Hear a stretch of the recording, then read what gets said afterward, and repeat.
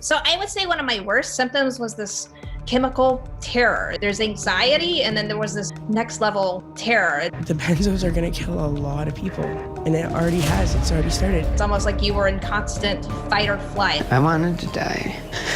Every day I wanted to die. I was fighting for my life.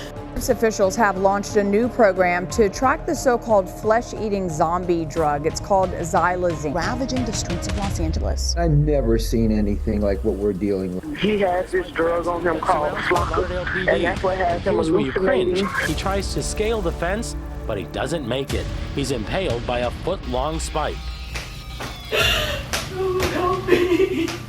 My doctor told me that benzodiazepines are safe, benign, commonly prescribed. He never once warned me of the withdrawals or how you could have tolerance. There's no such thing, quote, as benzodiazepine tolerance withdrawal.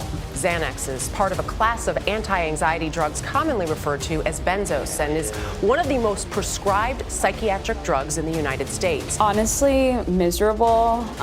It's a little bit, well, no, it's definitely a mind game because I want nothing to do with this, yet in order to function and get off of it, I have to keep taking it.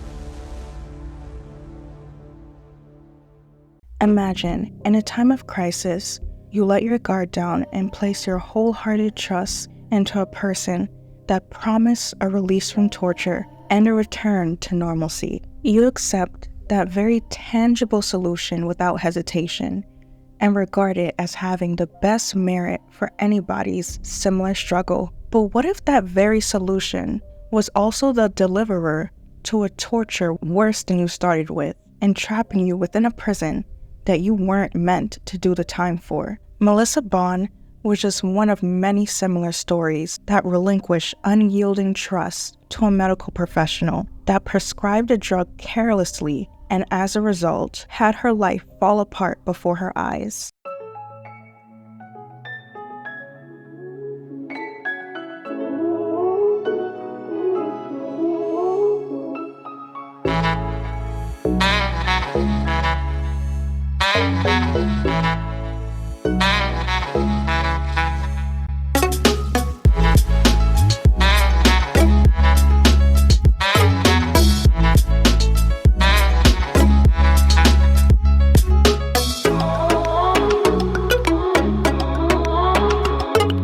Oh, it is so good to be back. I have not been in front of a camera in a good while, and for good reason. I wanted to do some rebranding, but also I wanted to take a step back and really think about what I wanted the direction of this channel to be, and also just blend in the stuff that I really loved with things that really mattered to talk about. My name is Kale. I'm pretty sure for the people that watch me currently, you guys already know. I hope you guys are doing well and your hearts are filled with joy because you deserve it. This video is inspired by the book Blood Orange Night by Melissa Bond, or the full title, Blood Orange Night, My Journey to the Edge of Madness by Melissa Bond. I picked up this book on a whim during one of my Barnes & Noble runs, of course, and I came across this book partly because it said 50% off advertising on the table, but also because I was very interested in the synopsis. Now, the cover drew me in, I'm not gonna lie. People say don't judge a book by its cover, but I saw bright orange and I saw the title and I'm like, ooh, what could this be? So I picked it up and I read the synopsis and I was immediately intrigued. This is the type of book that I feel like everyone should read. It is so important and it really creates an essential discussion around who we put our trust in, why we put our trust in that person or thing, and what are the consequences once we do. Blood Orange Night is a memoir about writer Melissa Bond and her journey with her benzodiazepine addiction. The use and misuse of benzodiazepine intake has been a topic of interest for me upon the completion of this book. Her accidental dependence was caused by the careless act of a physician prescribing increasing doses of Ativan for long-term use instead of the required short-term use. This is the first video in a new series where I really book books to important real-world topics to garner much-needed speculation and interest into the social topics influencing our communities. I was taking enough benzos to take down an elephant. How did you get them? Just through like dealers on the street. Benzodiazepines are depressants that produce sedation and hypnosis, relieve anxiety and muscle spasms, and reduce seizures according to the DEA. So then why is the thing that is supposed to be helping people causing so much harm? That is the question that Melissa and so many others ask after realizing too late that the symptoms that they went to the doctor for only got worse, and to get off the pills would only kill them. Many people rely on a sedative drug for insomnia, anxiety, muscle spasms, and to reduce seizures. The most common benzodiazepines are the prescription drugs Valium, Xanax, Halcyon, Ativan, and Klonopin. Each of these drugs have the power to reduce activity in the brain and nervous system. They are also most commonly known as controlled substances, meaning you need a prescription to get one, and when you do get one, they're usually prescribed in a small amount for a shorter period of time. I know this because I have worked in a pharmacy before, and for interns, they typically are like, don't touch that, you're not allowed to touch that, and we're just like, okay. But you see them locked up, literally locked up, a big red sticker on it called controlled substances. So these drugs are basically a no-no in the pharmacy field, or like something that should be taken with the utmost responsibility and care. Benzodiazepine, or benzos, which is the slang term for benzodiazepine, benzos. Can I get some benzos? That's so weird. Benzos should be taken 2 to 4 weeks. However, taking them more than 4 weeks can result in any person developing withdrawal tolerance. Because of the severity of this drug, it would be illegal to obtain this drug without a prescription. To understand why benzos are so heavily managed, we need to understand its effect on the nervous system. Chemical and electrical systems are relayed through the nervous system. More specifically, GABA receptors are the key target for this drug class. The specific job of neurotransmitters are to make the nervous system less active. Specifically, all the fast-acting activity in the brain is cut significantly. According to the Cleveland Clinic, benzodiazepines are widely prescribed and see widespread use. In a 12-month period spanning 2014 and 2015, experts estimated that 30.5 million people took benzodiazepines prescribed by a healthcare provider. Some of these drug names may be familiar to you, such as flunitrazepam. Some of these I'm really hoping I'm pronouncing correctly. Absurd names when you think about it. Also known as roofies, also known as the drug used to spike people's drinks at parties. Yes, these drugs are used commonly all around us, and are used for prescription use and to cause other people harm. Alprazolam, also known as Xanax, which is so common that if you were to ask your next door neighbor for one, you are more than likely to walk away with 10. Lorazepam, also known as Ativan, which is what Melissa was on, causes muscle spasms, seizures, and even strokes, where she nearly lost her life. Now, these are just a few of so many that I just listed here for you to get the effect of how dangerous these drugs can be. And despite me mentioning the dangers of these drugs, I don't want it to seem that I don't see the beneficial use in it. But just because you're prescribed benzodiazepines, is it the solution to your mental disorder? Are doctors making the right decisions when prescribing this medication? I couldn't have dreamed it. I couldn't have dreamed it. I couldn't have dreamed it. I couldn't have dreamed it. Did I dream?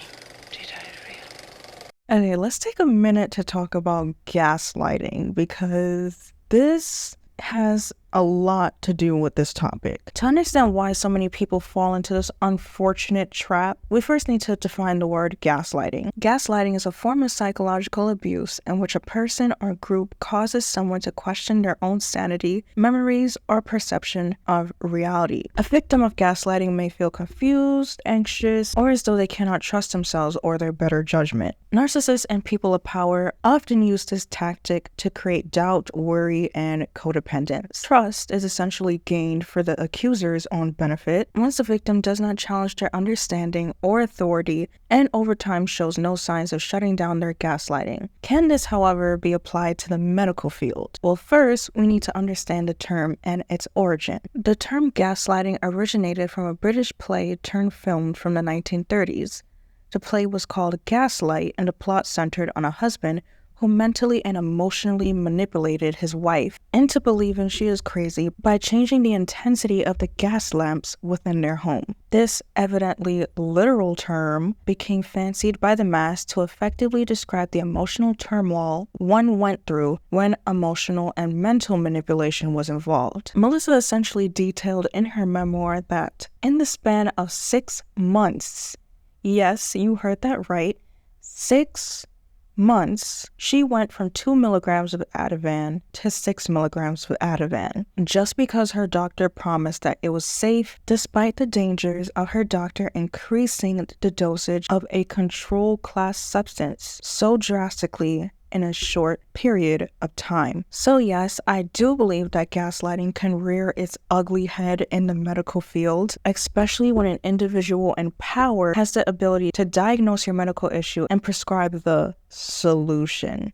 After I completed this book, I did some much needed deep diving into the benzo epidemic in the US, and I was shocked to see how many people had videos on their internet basically the same story as Melissa's, just with a different drug. So many people detail things such as hallucinations, such as someone breaking into their house when in reality, no one was even there. Being paralyzed and helpless. People detailing that the very act of bathing themselves even hurt because their nerves were shot. Everything was so much more sensitized. Essentially, the inhibitory effect caused by this sedative drug is going to make basic life skills seem like such a chore. Lights will be too bright, sounds will be too loud.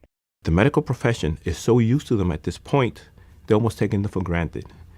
A lot of doctors have forgotten about the side effects and the possible dangers of these medications. If anybody bothers to read the package insert of these medications, they were all meant for short-term use. Of all of the people that have been on benzodiazepine in the 34 years that I've been in pharmacy, I believe 2, possibly 3, have actually come off them. There are people who have been on benzodiazepine for years and years and years, and coming off them, it's not easy.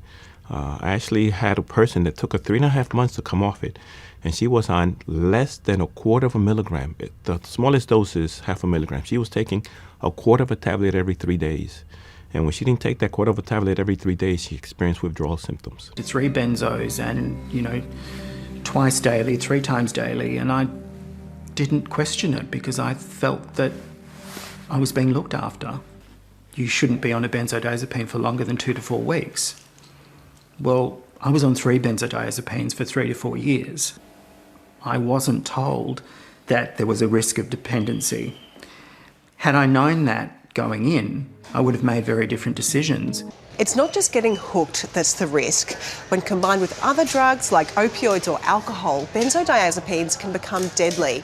In fact, the Australian Bureau of Statistics says benzos are the single biggest drug type involved in overdose deaths, more than ice, heroin, fentanyl, or oxycodone. Married, I'm a father of 2 children, and I'm a retired U.S. Army. I used to be a PE teacher. I've been a public speaker since I was 15 years old. I was in the helping profession. Had my own business. As a chemist, I'd worked over 30 years. As a school counselor. I was working on staff at a large mental health hospital. Nursing school. Director for an aerospace. About 6 weeks after that medication was prescribed, I began to experience some neurologic deficits. 3 weeks after taking the benzos, I started experiencing agoraphobia. About 2 weeks after I started taking it, I had my very first ever in my life panic attack. It started to change me. It started to change my personality. Getting this pins and needles feelings in my fingers and feet. Issues with memory. Fatigued all the time. Sleep issues. I was getting tinnitus. Migraines. I also experienced chronic infections. I started getting bladder pain. Boy, for some reason I just couldn't focus as I once had. The suffering that I have to go through now on my benzodiazepine withdrawal and in my taper is worse than anything I suffered overseas. and I saw a lot. I stopped sleeping. Chemical sensitivities. I had really low blood pressure. I had seizures. My teeth hurt. But it feels like you have cavities everywhere. The nerve pain is so severe. You're curled in a ball in bed. You can't function. You can't even think. I was confused. I didn't know where I was. Your memory loss. Suicidal. Intrusive thoughts. Hardly recognized my family. Nausea. Depersonalization, derealization. I had a seizure and fell down a flight of stairs. Numbness in all of my extremities. Difficulty breathing. Rage. Dizziness. Akathisia. I feel like my head's gonna explode. And in her memoir, Melissa basically detailed it best. Imagine a benzodiazepine drug acting on Manhattan and New York City. You know how New Yorkers are. Always got places to be, always moving. All of a sudden, all the traffic lights turn red. Everybody's at a standstill. Nobody can move. Everyone's in a rush, but nobody can go anywhere. Once that drug is in effect, that is the red light. Once the drug is removed, automatically or cold turkey per se, everyone steps on the gas and starts trying to get to their destination at the same time. But obviously you can see the issue in that, as accidents will happen. So many people have fallen victim to the same issue, and it is so important to understand who is preyed on and why they're preyed on.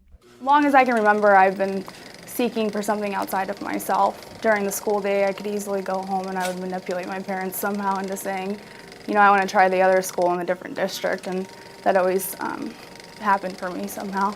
The common theme I seem to recognize among prescribers and patients is that there is an immediate problem, and then therefore there needs to be an immediate solution. Prescribers are noticing an opportunity with the most vulnerable cases seeking a release, and instead of connecting with them to try and find an appropriate solution to eradicate the issue, the goal then becomes influenced by monetary gain, which only leads to disaster. A federal study released in March 2023 reported that nearly 4 in 10 adults reported symptoms of anxiety or depression. And that's just what is reported. In a time where many seek the need to overachieve and excel, obstacles such as anxiety or insomnia need to be dealt with and removed at any cost and instantly. This leads to anybody falling victim to addiction. Public figures such as Marilyn Monroe, that suffered from depression, anxiety, and chronic insomnia, lost her battle to barbiturate overdose in 1962. Michael Jackson died from the sedative hypnotic propofol, which has similar mechanisms of action based on its action on inhibitory GABA receptors in order to help him sleep. And even those that deal with the current battle of lifelong addiction to sedative drugs, it is prevalent everywhere. And the idea of so many people dealing with this honestly breaks my heart, especially as someone that is going to be considered a drug expert. And to see so many professionals thinking of people's livelihood as expendable is just insane to me. There's so much you can want from this world, but the main question that we need to ask ourselves is monetary value more important than credible value?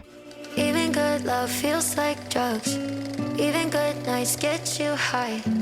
Little bit wild, but it's alright. Even bright lights got a dark side. All of the stories shown here were a result of an abuse of power and advantage, and the battle that they fought afterwards was their own hell on earth. So much so, like the new emerging drugs such as Flocka, Trank, and Xylazine that has swept the nation in popularity due to its sedative effects, benzodiazepines are also unpredictable, causing hallucinations, aggression, and loss of consciousness. Many may think that the effects that come with the use of these drugs are the worst, but it's actually trying to get off of them. It is the actual hell on earth that no one prepared for. Most doctors are not equipped to safely taper a person off of the pills. Both Ativan and Xanax came to market in the late 1970s and early 1980s, both receiving relatively short clinical trials. Desperate patients are then taking matters into their own hands in the hopes of removing the drug from their system and ridding themselves of the unwarranted pain and suffering. Because of the high dependence, a strict taper schedule has to be put in place. If, say, one were to just cold turkey and remove themselves from the drugs, they can experience a stroke or even worse, a seizure that could be fatal. This whole process is really not an easy feat. You may become more sensitive to, everything, essentially helpless to everyone and everything. The drug that was supposed to cure you is now the drug that you have to fight.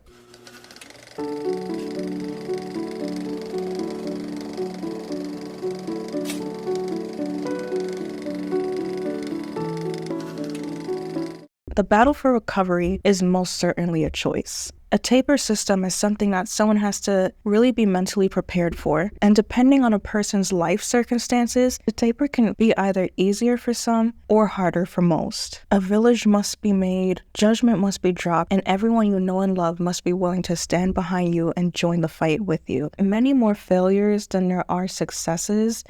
Unfortunately, that doesn't mean that recovery is impossible. Despite our expectations for doctors to be the most knowledgeable and most worthy, they're still human beings. Whether a decision was made out of pure intent or out of greedy intent, it should be in everyone's best interest to know that mistakes do happen. There are several credible resources that I will most definitely be linking below. These are things that I urge people to research before even taking a drug. And despite what the doctor tells you, you have the right to know about a substance that is going to be put into your body. No matter how desperate you are in the moment, your sanity and well-being is worth more than a lifetime of misery. Slow down and take the time to research your medication. If by chance you're satisfied with what you find, it will be your autonomous choice to follow through.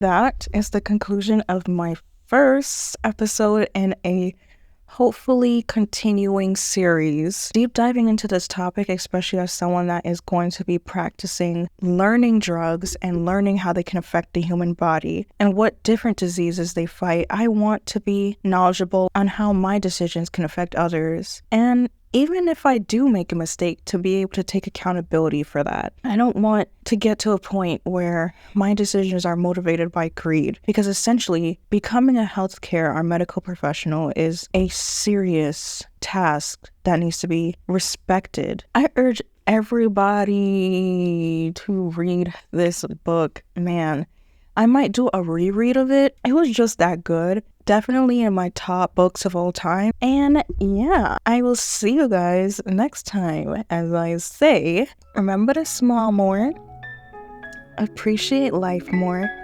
and I will see you guys next time.